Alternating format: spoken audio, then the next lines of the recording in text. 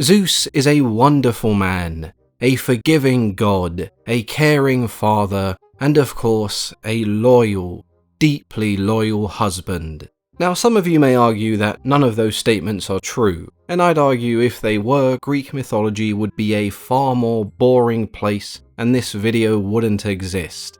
Today we are taking a look at Zeus's known and lesser known lovers and affairs, at least the more interesting ones. I'm assuming that most of us know who Zeus is by now. For those who might still be unfamiliar, he was the king of gods in Greek mythology, a wonderful man, a caring father, and of course a...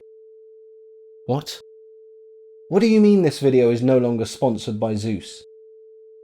Well, why am I saying all of these nice things if he's no longer paying us? Oh, right, yeah, my bad. As I've just been reliably informed by the goblins behind the scenes, today's video is in fact sponsored by Wondrium. For those who have been watching for some time, you will know that the people behind the Great Courses Plus have teamed up to create Wondrium in order to provide a bigger, better, and more immersive educational experience than before. Wondrium has thousands of courses, lectures, documentaries, and all sorts of videos, so there's always something for everyone. You can learn in your own time, wherever you please, as Wondrium can be used on most devices. For me, Wondrium occasionally provides some video inspiration, but most of the time I'll just watch anything that seems strange or interesting enough. Recently I came across Norse Mythology, a 24-part lecture given by Dr. Jackson Crawford, who is also a great source for all things Norse over here on YouTube. For someone looking for a concise, well-structured and entertaining look into Norse mythology, this is something I'd highly recommend. If you'd like to try Wondrium for yourself, then visit wondrium.com/mythology to start your free trial today. Despite being married to Hera, the goddess of marriage, Zeus still partook in the occasional affair, or 200,000. With such an extensive list, it seems we should start at the very beginning. According to Hesiod, Zeus had 7 wives, and the first of these was not actually Hera, it was Metis. Metis was the one who supplied a young Zeus with the special potion that caused Cronus to throw up and release all of Zeus's siblings who had been swallowed. And how did Zeus repay Metis for this favour? Well, he swallowed her whole. Gaia and Uranus had prophesied the son of Zeus and Metis would one day dethrone Zeus, and so having seen the same plan fail for his father Cronus, he decided to do the exact same thing. Zeus and Metis did however have one child whom I'm sure you're familiar with. Athena was born from Zeus's forehead as a regular birth wasn't possible, given Zeus had eaten her mother. His second wife was Themis, the Titan goddess of law and justice. From this union came the Horai and the Morai, also known as the Seasons and the Fates. Wife number 3 was Eurynome, another Oceanid who bore the Charities, 3 goddesses also known as the Graces. The fourth wife was Demeter, who bore Zeus a daughter we know as Persephone. The fifth wife was Mnemosyne, the Titan goddess of memory. From this union came the 9 Muses. Wife number 6 was Leto, who had to flee to the island of Delos to give birth to Artemis and Apollo. The last of the 7 wives, according to Hesiod, was Hera, the queen of the gods. With the wives out of the way, we can move on to the many affairs and mistresses. Now I am gonna warn you, these stories are weird. Very weird. Let's begin with the story of Danae, the mother of Perseus. Danae was the daughter of King Acrisius, the ruler of Argos. The king was extremely frustrated by his lack of a male heir, and so he decided to seek out the Oracle of Delphi to inquire whether he would have a change in fortune. The answer was a resounding no, but she did tell him that his daughter Danae would have a son. She also told him this son would one day kill him. Returning home, King Acrisius took his daughter and locked her up in a subterranean bronze chamber. He decided his daughter would remain childless if he buried her alive in a tomb under his palace. This chamber was sealed shut. There were no doors or windows, the only source of light and air coming from a tiny skylight. Luckily for Dana, Zeus had taken a liking to her, and a pesky, impenetrable underground bunker wasn't going to get in his way. Zeus took the form of golden rain and showered Dana through the skylight, impregnating her. So it's fair to say that Perseus was born from a golden shower, just not the type you may be thinking of. The king now just couldn't murder his daughter and grandchild, and so he had them placed in a barrel and cast out at sea. The prophecy still came true, albeit much later, when Perseus accidentally struck him in the head with a javelin. When Zeus tried to seduce Hera, he transformed himself into a bird, and this weird process of taking the form of animals, other people, and various miscellaneous forms when interacting with his potential lovers was common practice. When he came across Europa picking flowers in a field, he appeared as a bull that smelled of fresh flowers. Naturally, Europa's attention was drawn, and when she hopped on his back, Zeus jumped into the sea and swam to the island of Crete.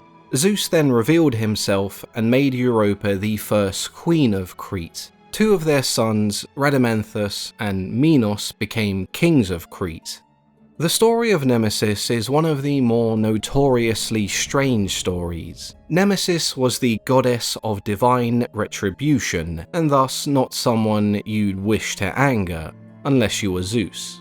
Nemesis rejected Zeus's advances and took several different forms in an attempt to escape him. One form she took was a goose, and this prompted Zeus to chase her down disguised as a swan. This time he was successful in his chase, and Nemesis would lay an egg that was then given to Leda, the queen of Sparta. From this egg would hatch Helen of Troy.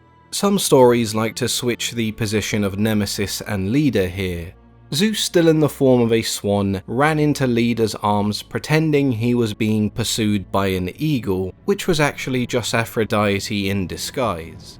Some other transformations of note include a phoenix when appearing to Cassiopeia, an eagle when he abducted Ganymede, a satyr, a vulture, an ant, and a serpent.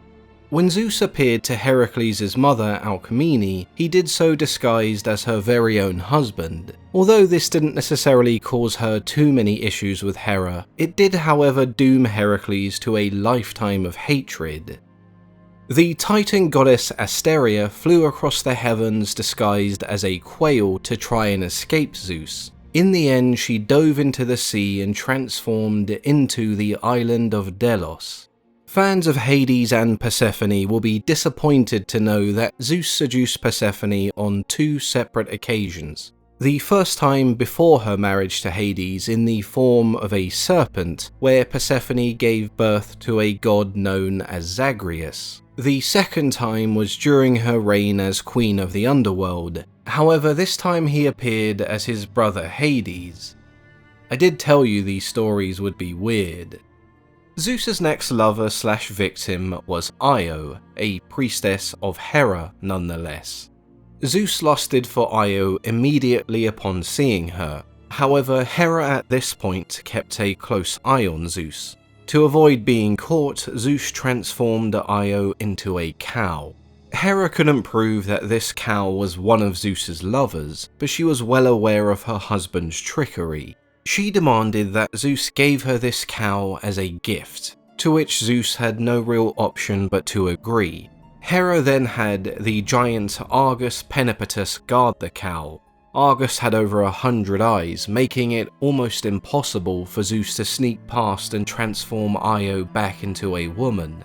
The ever-reliable Hermes was sent to deal with the giant, tricking him into a deep slumber and killing him.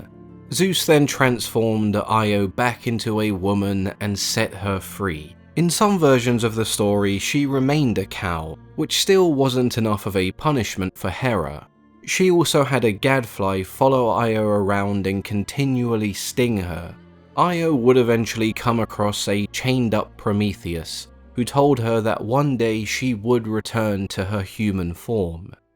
We've had some of the more weird stories, but many of these encounters ended in tragedy. The story of Callisto definitely falls into the tragic category. The daughter of King Lycaon and a follower of Artemis, remaining a virgin was fairly important to Callisto as she wished to remain in the cult of Artemis. That didn't last long as Zeus came across Callisto in the forest. His advances at first were rejected, and so his plan was to return, but in the form of Artemis. Surely Callisto would be unable to reject the advances of her patron goddess. This time he was successful, and shortly after Callisto fell pregnant with his child. The next time Callisto came across Artemis, she was invited to bathe with her and her followers in a river. Reluctantly, Callisto undressed, revealing her belly. Artemis, furious that her vow had been broken, transformed Callisto into a bear so she could never be with her son. The next time they saw each other, her son did not recognize Callisto, and so they killed each other. Not wanting to anger Hera anymore, Zeus did not intervene when Callisto begged and pleaded to transform her back into a woman. After her death, Zeus placed both Callisto and her son in the sky as constellations, Ursa Major and Minor. In alternate versions, most Greek poets claim that Callisto was just slain by Artemis at a later time. Either way, there is no happy ending for Callisto.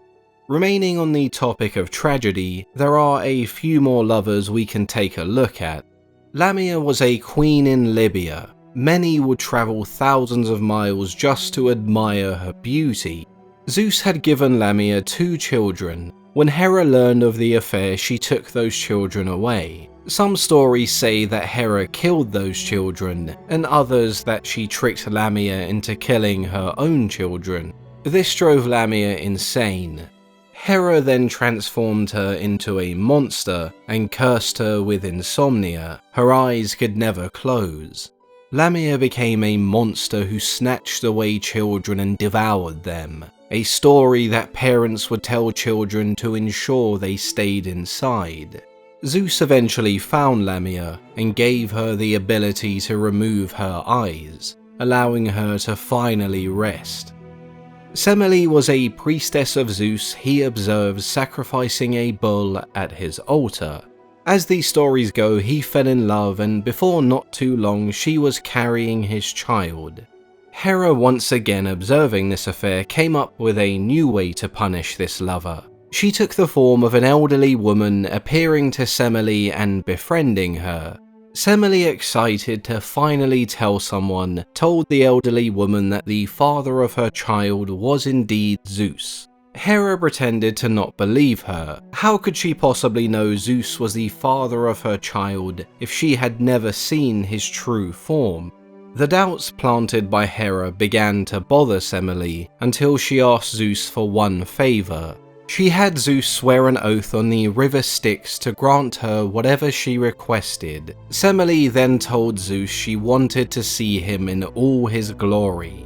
Zeus begged and pleaded for her to reconsider, but he was unsuccessful in changing her mind, and so he did as he promised, revealing his divinity. No mortal was able to look upon the true form of a god, and Semele was no exception. She burst into flames and died. Zeus was able to rescue the child by sewing him into his own thigh. A child that would be born later, and one that we know as Dionysus. Now, the stories we've heard today are by no means every lover and affair that took place. They are the ones that were named and have a story. There are countless nymphs and mortal women who only appear by name, and even more who are nameless.